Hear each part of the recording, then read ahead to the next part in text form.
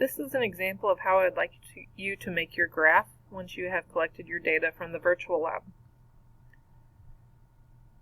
When you are in Google Sheets and you have taken your own data, you will highlight this area of the data table without the title, go to Insert, and Insert Chart. The initial chart is not the one we would like to use.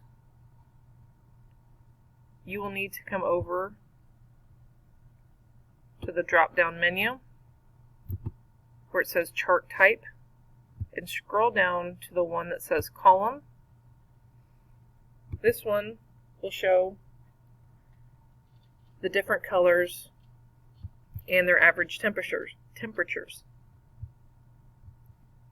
You do need to change the title to make it correct. So you click on the title.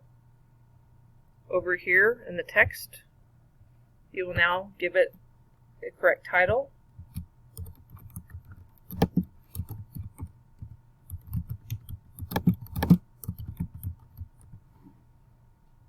Also,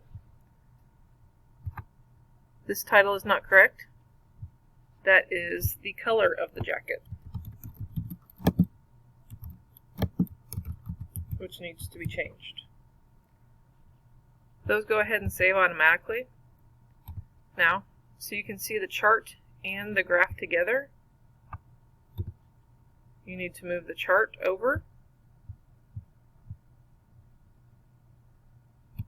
so you can see all the information from your chart and your graph.